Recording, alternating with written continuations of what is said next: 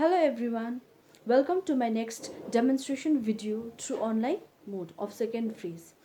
I am SAPNA KUMARI, a teacher trainee of B.Ed second semester of Siliguri Primary Teachers Training College and Siliguri Tarai B.Ed College, and my method paper is English. Today I am going to teach a poem which I have taken from the prescribed textbook of ICC Board Class 9. And the title of the poem is A Slam of Life. This is a very beautiful and an inspiring poem written by an American poet, Henry Wadsworth Longfellow. Now, let us know something about the poet. Henry Wadsworth Longfellow was born on 27th February 1807 in Portland, Maine, United States. He was the second child and son among 8 children. He was the most influential American poet of the 19th century. Now, his works are The Songs of Hiawatha, 1855, and Paul's Reverse Ride, 1863. His poem, A Slam of Life, was published in October 1838. Now, let's come to the title, A Slam of Life. What do you mean by slam? Slam means a religious song or a sacred song or a hymn used in Christian and Jewish worship. But here, a slam of life means a song of life, where the poet talks about the possibilities of life. Okay, to the poet, or according to the poet, life is full of opportunities, life is full of possibilities, and one can achieve their higher goals by making the best use of time, by working hard, and having faith in the power and potential of God. Okay, so this was just an introduction about the poem A Slam of Life. Now, let's begin with the poem. In the first stanza, the poet says, Tell me not in mournful numbers, life is but an empty dream, for the soul is dead that slumbers, and things are not what they seem. The poet begins the poem by asking us not to tell him in sorrowful verses, sorrowful lines, that life is empty, it is a meaningless dream. The poet doesn't want to hear any negative things about life. Okay, now the poet further says, For the soul is dead that slumbers, and things are not what they seem. Now, according to the poet, the one who spends his time in sleeping is already a dead person. And these kind of people may misguide other human beings. These people, they don't have any aims, they don't have any goals in their life, and they spend their time in sleeping. So, these people are considered to be a dead person. Okay, now, the poet also assures that life is not so worthless, not so shady as it looks like, but it has much more potential than we can ever imagine or think. Okay, now in the second stanza, the poet says, Life is real, life is earnest, and the grave is not its goal. Dust thou art, to dust returnest, was not spoken of the soul. Now, in the second stanza, the poet conveys the positive attitude towards life. He says that life is real and life is serious. It is not useless and it is not baseless. And we should not take our life for granted. We should not treat our life lightly. Okay. The poet also says that the grave is not the ultimate goal. Now, thus to art to dust returnest was not spoken of the soul.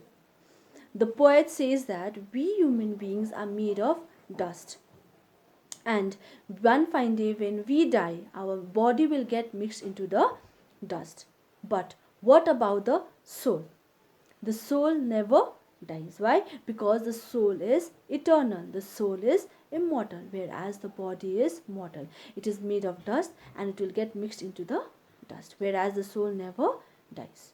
Okay, now in the third stanza, not enjoyment and not sorrow is our destined end or way, but to act that each tomorrow find us further than today. Now, in the third stanza, the poet talks about the way of living an ideal life. Okay, the poet says that neither happiness nor sorrow should be the ultimate goal of life, but happiness and sorrow should go in hand. It should be balanced. Happiness and sorrow both should be balanced so that we can have an ideal living. Okay, but to act that each tomorrow find us further than today. The poet also says that we should act each day wisely so that we can make a better future. Now, in the fourth stanza, art is long and time is fleeting, and our hearts, though stout and brave, still like muffled drums are beating funeral marches to the grave. Now, the poet talks about the work that is assigned to us and about the time that is flying. Means the work that is given to us is too long, too vast, and lengthy, and also time consuming. But the time is running away very fast. Here, he means to say that we should utilize our limited time to the fullest instead of wasting it. Okay, now, and our hearts, though stout and brave, still like muffled drums are beating funeral marches to the grave. The poet says that though our hearts are strong and brave, still it is slowly beating towards the grave like muffled drums. Muffled drums means drums that are covered with clothes. So it is slowly beating towards the grave. The heart some way or the other have a fear that death is coming on the way. It is on the way. It realizes, the heart also realizes that death is on the way. It is coming. Okay. Now, the fifth stanza, in the world's broad field of battle, in the bjork of life, be not like drum driven cattle, be a hero in the strife. Now, the poet has compared the world to a broad battlefield where we human beings come temporarily in the camp to fight the battle of our life. Okay, that's why the poet says that we should act like a hero and not a drum driven cattle. Why he says hero? He says hero because we human beings should have that power, should have that capability to face and solve all the obstacles, the problems, the situation that comes in our life. Okay, so in this way we will be considered as a hero and not a drum driven cat. Okay, now in the sixth stanza, trust no future, however pleasant. Let the dead past bury its dead. Act in the glorious present, heart within and God overhead. Now, in the sixth stanza, the poet has talked about the past, the present, and the future.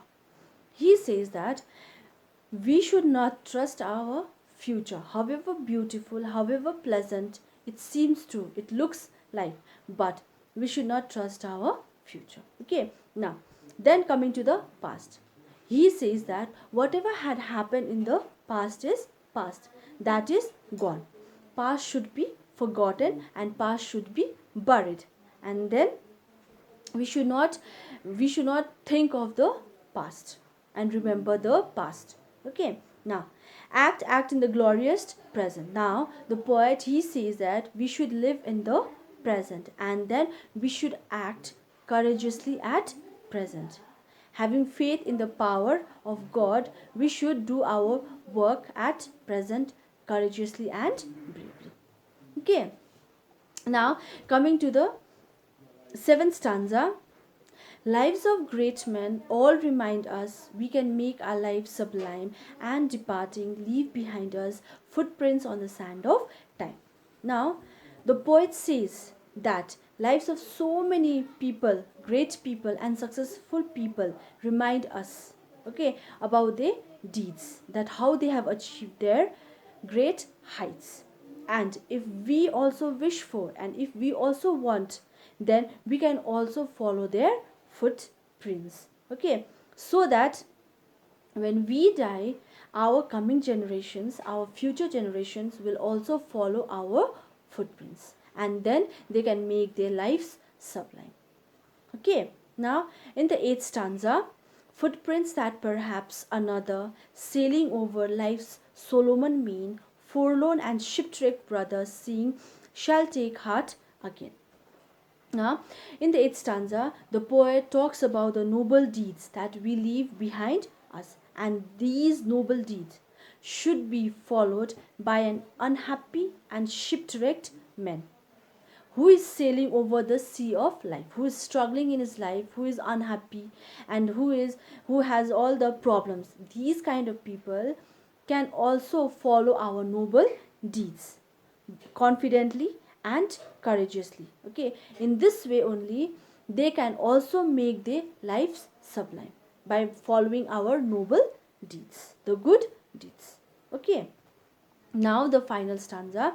Let us then be up and doing, with a heart for any fate, still achieving, still pursuing, learn to labor and to wait. Now, in the final stanza, the poet begins to say that let us now stand up at once, courageously and bravely, without thinking of the consequences, without thinking of the results, without thinking of the actions. Let's stand up, let's begin and do our work. Whatever things has to be done, whatever achievements has to be done, that should be done. Okay, like the poet says that he asks us to achieve our aims and goals. We should stand up and at once and achieve our aims and goals. And then he also says that we should have a patience to wait for the results, for the rewards that we do. Okay, and then we should also work hard to work hard in our life. Okay, so in this poem, A Slam of Life, the poet he's just trying to talk about the life, that though life is very short and temporary, we should make the best use of our time and life. Thank you.